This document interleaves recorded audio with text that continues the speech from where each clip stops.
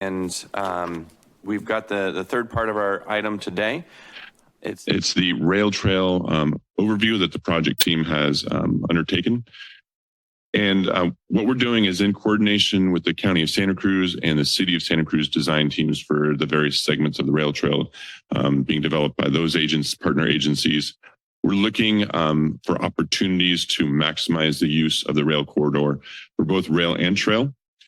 The review was supported by a field reconnaissance of the branch line, as well as review of other existing rail plus trail facilities, such as the Sprinter line in northern San Diego County, to identify best practices and compare the existing rail and trail facilities with what is planned for the Coastal Rail Trail and adjacent potential passenger rail service under development. Next slide.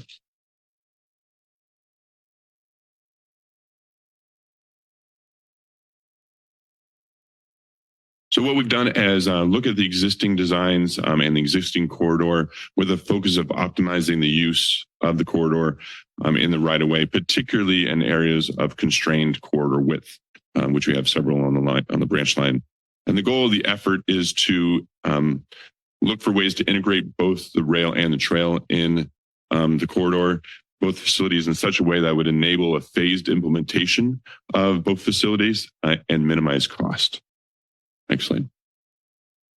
So what the project team is doing is developing options for rail and trail cross-section design criteria that would facilitate this integration effort. The process considers, among other things, trail user experience, the geometric requirements of frequent passenger rail service, which may differ than the current freight rail service on the branch line, as well as the operational and maintenance needs of both facilities.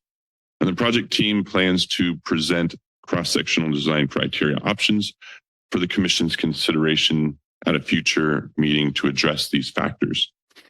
Implementation of a cross-sectional design criteria would likely require design revisions, such as minor shifts to the vertical and or horizontal alignment of both facilities.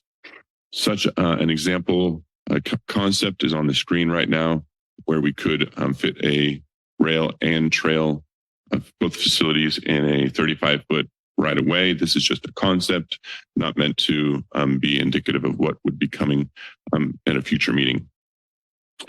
Horizontal realignments would enable optimization of space along the corridor and enhance the user experience. And vertical realignments could eliminate certain elements such as retaining walls between the trail and rail to minimize costs and maximize the operational and maintenance characteristics of both facilities. Next slide. So what we're doing is identifying areas right now for focus for right-of-way or structural limitations that have right-of-way or structural limitations, such as from 38th to 41st Avenue, 41st to 47th Avenue, where we have narrow right-of-way. We're going to, as I mentioned, return to the Commission with options for discussion and consideration at a future meeting. Next slide.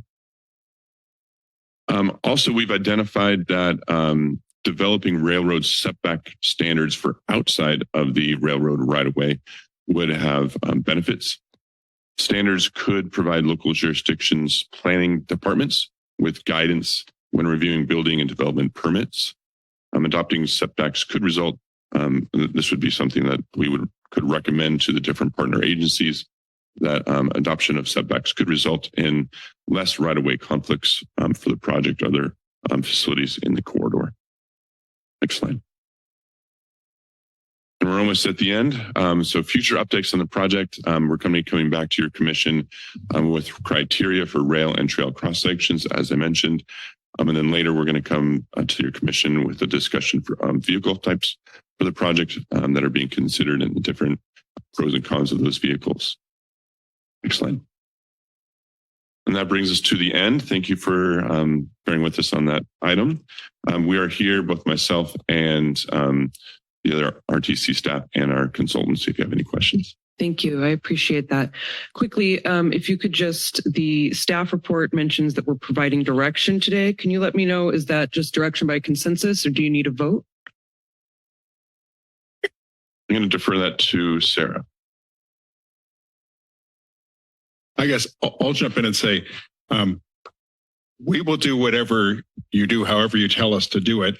It will give us more certainty if there's a vote.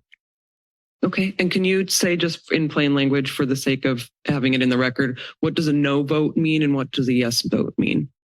A no vote would mean that you do not accept the recommendations of the staff report, which should be to adopt the design standards as recommended, which is a Cooper E80 loading for new infrastructure on the rail line, and to secondly, to evaluate the existing infrastructure for the current operational freight needs, as well as the assumed loading needs of the project.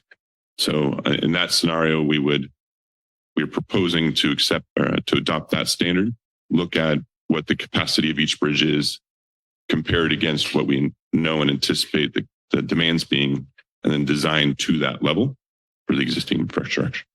So that's, we would carry on with less certainty, developing, and with no vote, developing different project concepts that, I don't know, I think I'm probably deferred Sarah on that. So but can I jump in real quick? So with the no vote, it's the challenge is, so when we start thinking about these bridges and the design concept, unless we know how strong we're going to build the replacement bridge,